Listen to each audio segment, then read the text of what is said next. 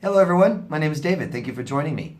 Today is a question and answer video that I do every single Monday, and I'm answering people's questions from the last question and answer video last Monday. Any questions any of you guys have, ask me anything you want down below in the comment section, and I'll answer them next Monday in the next Q&A video. Please guys, ask questions. I'm telling you, you want to heal from abusive relationships, you want to learn about narcissists, stuff like this, understand, get as much information as you can, ask questions, okay?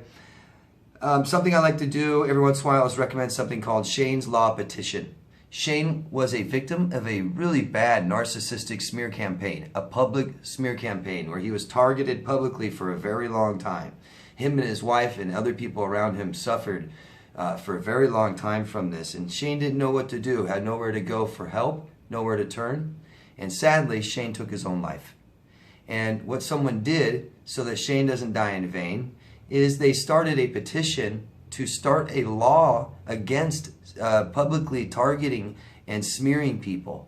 So I think this is fantastic. This is a step in the right direction. I know there are some laws already in place in different countries, but let's let at least America maybe be the the trailblazer, if you will, to stopping this stuff. It's got to stop. It's decaying society. It's ruining lives and tearing apart families, stuff like this. It's just disgusting. It's going on everywhere with the rise of the internet. So we need to have some kind of control over this and stop this. So if you guys could please support Shane's Law Petition by following the link down below in the description box. Take it, sign it, that's it. Thank you very much. I really appreciate you.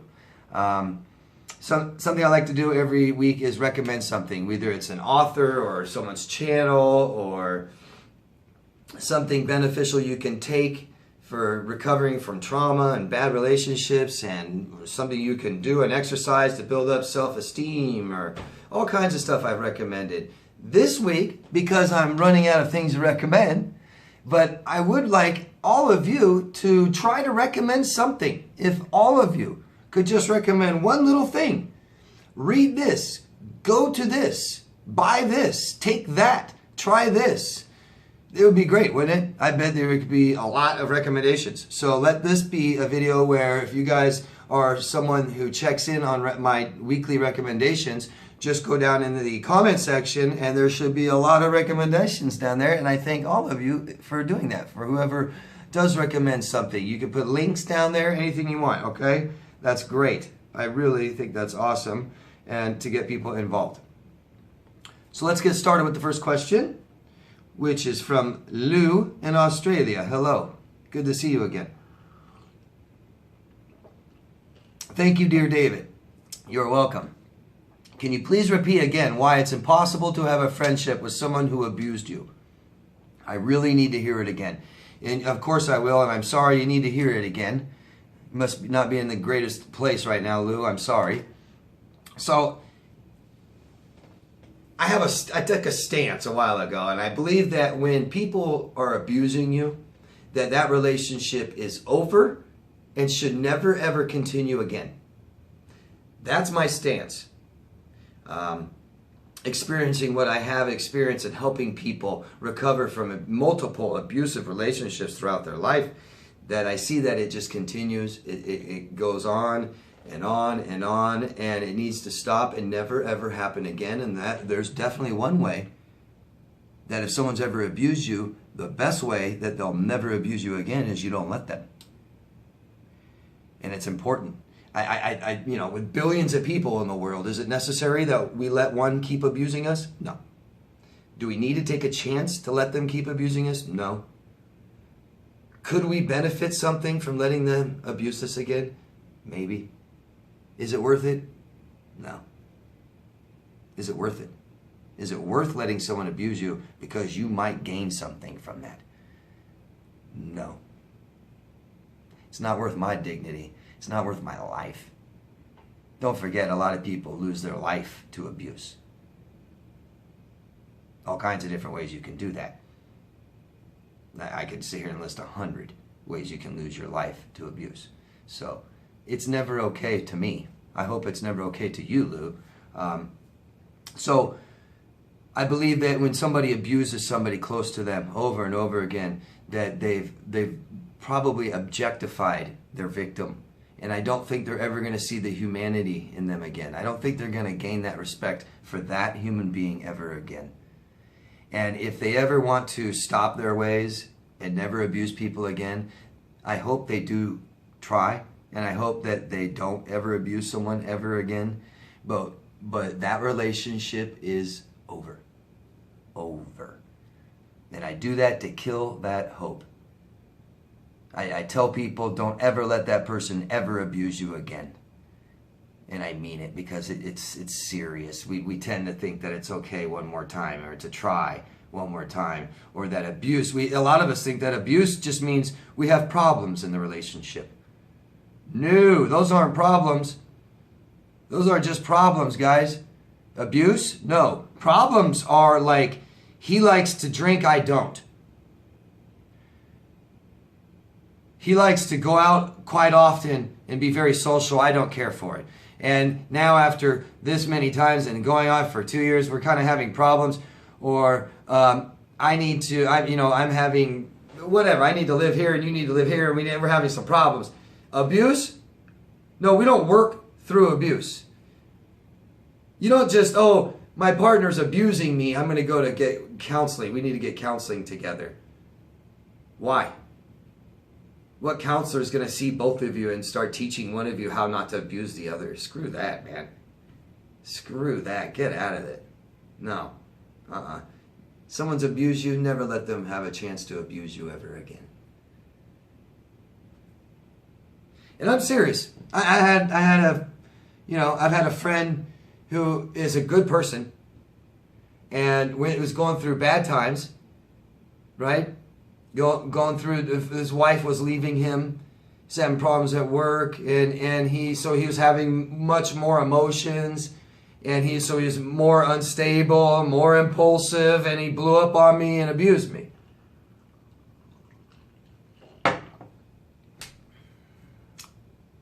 He didn't apologize. You know, it didn't tell me that it won't happen again, didn't reassure me, all this stuff. I could see it. Friends for several years, but I'm not taking it. I'm not letting him ever do it to me again. That is wrong. You know, if you can't control yourself and not abuse your friends, I don't know what to say. You don't apologize, don't go get help and fix yourself and just literally get on your knees and apologize to your friend that you abused clearly for no reason. Yeah, it's wrong. It's wrong. It's going to stop, and that's the best way to stop it, is you don't ever let them get in range to do it again. Emotional range. So yeah, stay over there. Pretty simple. And it's the best way to build your worth up. Somebody abuses you, your worth goes down. You stop it, never let them again, goes back up. I hope I'm saying this right.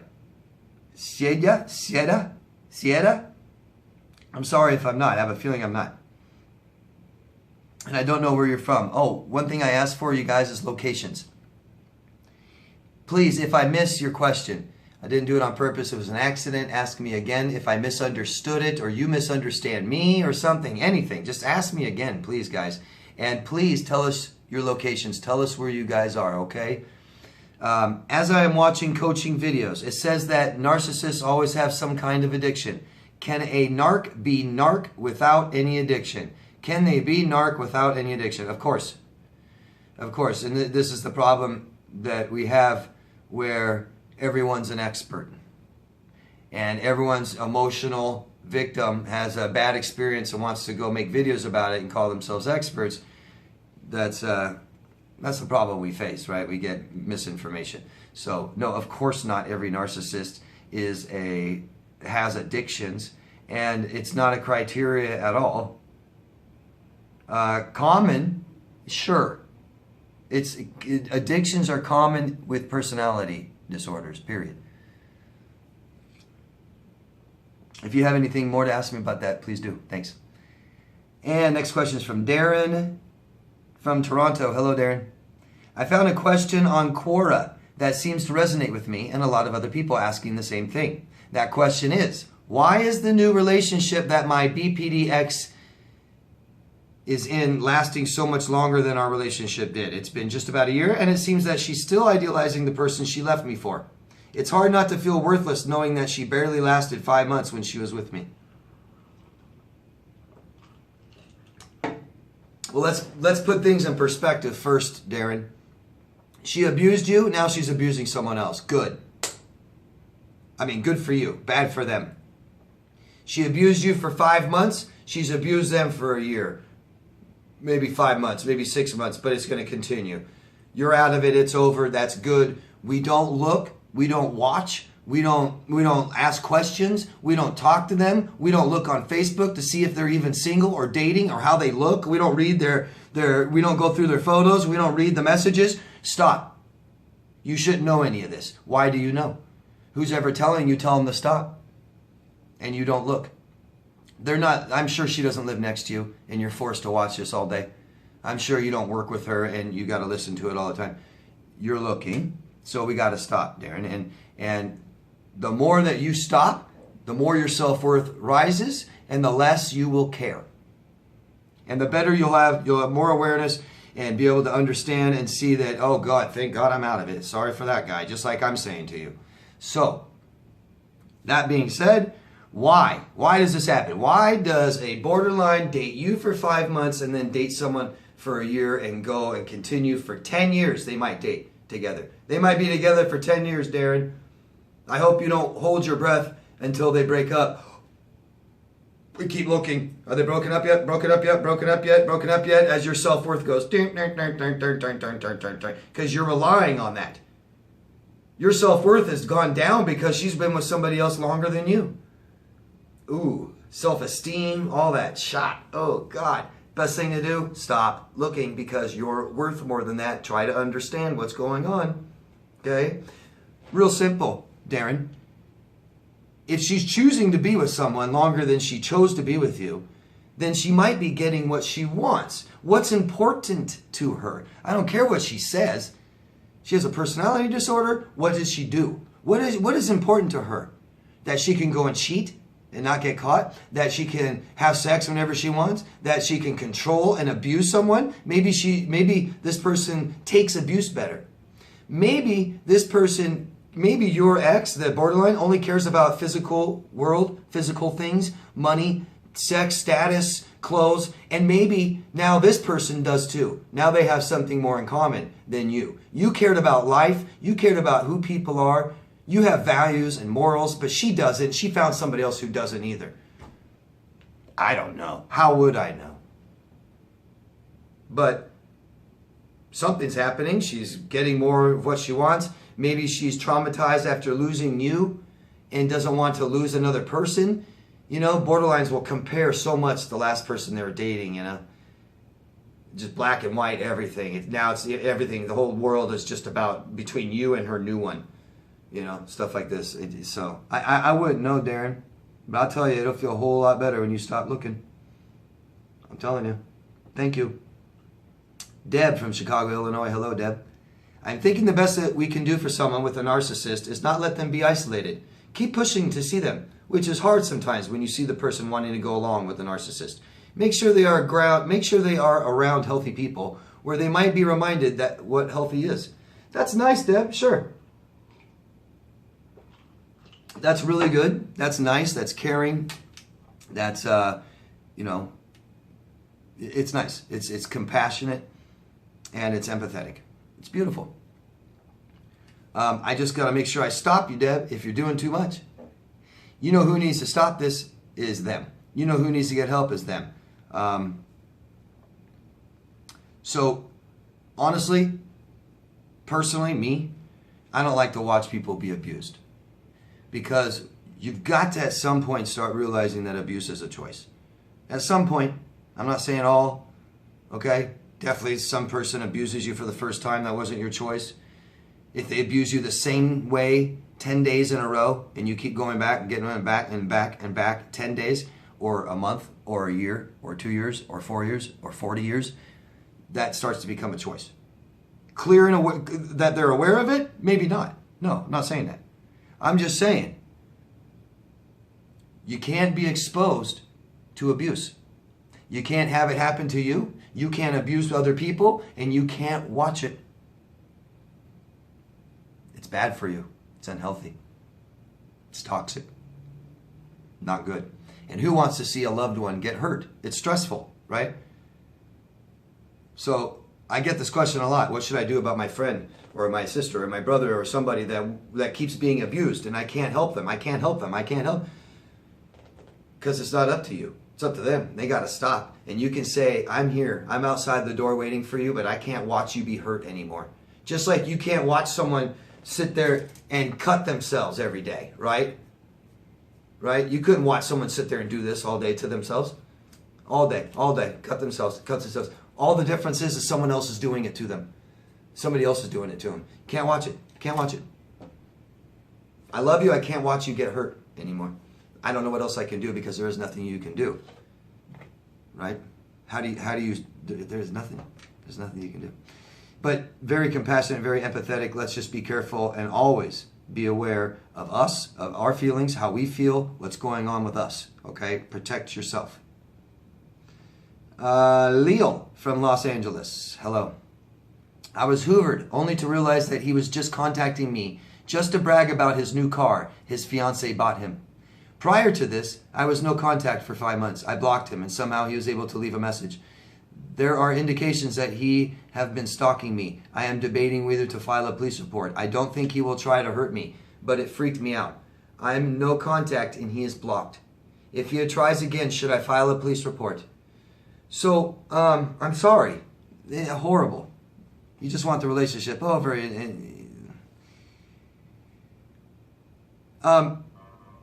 You probably don't have to be scared if he's never attacked you before.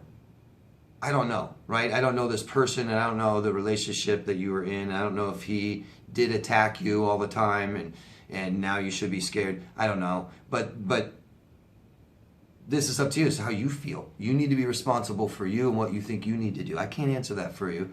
A police report, it doesn't do anything. The police don't go after them because you filed a report, typically. It's just to document it, and I always recommend it. If someone's broken the law and someone's hurt you, go file a police report. It's always better. You think you don't need to now, and a year later you realize you should have. It doesn't take long. It's not a hard thing. You go down to your local police department, court, and you just say, I want to fill out a police report. They just hand you the piece of paper, you fill it out, and you give it back to them. That's it. So I always recommend doing it. It won't hurt him. It shouldn't hurt him. If that's what you were, a lot of us worry about that. You know, we don't want to continue something, but it's just documenting something, and it doesn't mean that person did it. It's just your word, right? That's why they don't do anything about it typically. Good luck. That's awful. Best thing to always do, guys, ask your lawyer. Legal questions, ask a lawyer, always. And they help you with like restraining orders and stuff like that. They'll tell you if you can get one or not. Thank you. Next question's from Joa. Hope I'm saying that correctly. If I'm not, I'm sorry. From Belgium. I have a personal question for you. How did you live for a long time with a narcissist? Isn't there some red flags? How did you maintain this relationship with bad communication, silent treatment, and bad intimacy? Thank you for asking. And so I, like many victims of narcissistic abuse, had low self-worth, low self-respect, low self-esteem. And I didn't know I did. It took me several years to see it, actually. I thought I was so big and tough and loved myself, but I didn't. I didn't have a relationship with myself, and I ignored how I felt. So things that were bad, I ignored. So when I saw red flags, watch out, I ignored. I also felt bad about myself, like I was a bad person. So when I saw the person that I started dating, and I saw that they weren't the greatest person, I said, well, neither am I. And when they treated me badly, I'm like, I deserve it. I wasn't aware of it then. I thought I was the biggest, baddest, toughest MF anywhere. Until a girl 10 years younger than me, a little girl 10 years younger than me, walked all over me.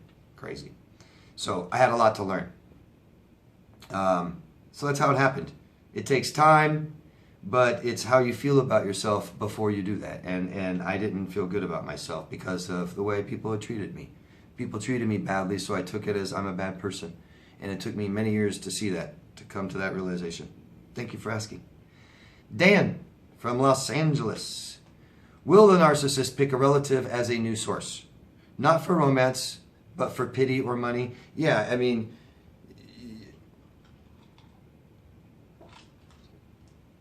narcissists, you know, the language source and supply and stuff like this, I don't care for it. It doesn't help me understand, and I think it gets a lot of other people confused.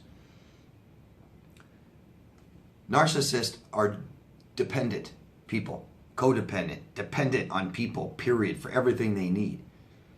And they don't get it. They don't get what they need, ever. And people can't always supply what you need. So it's all external. They don't do it internally. They never get what they need. They're always looking for other people to help them get what they need. They're always willing to take a lot more people, not just one source. If they could, you guys know, they would have every single girlfriend or boyfriend or wife or husband they've ever had in the same room giving them attention if they could, but they just can't get away with that. They can't quite do that. Some can. But, so will they pick a relative? Of course. Anyone can give them attention, offer them security, make them feel good about themselves or whatever. I don't, yeah, it doesn't matter who it is, honestly. And that's the thing, is they don't care who people are. They don't care. That's why they never got to really know you. And I know a lot of people think you did, but they got to know, for different reasons, they got to know who you are. They don't care who you are. That's why they replaced you so easily. That's why when they idealized you and told you how amazing you are, it was all physical. It was all everything on the outside. Great hands. I like how you move. You're fast, you're quick, you talk this way. Yeah, well, what about my values and my morals? They don't care. Whatever.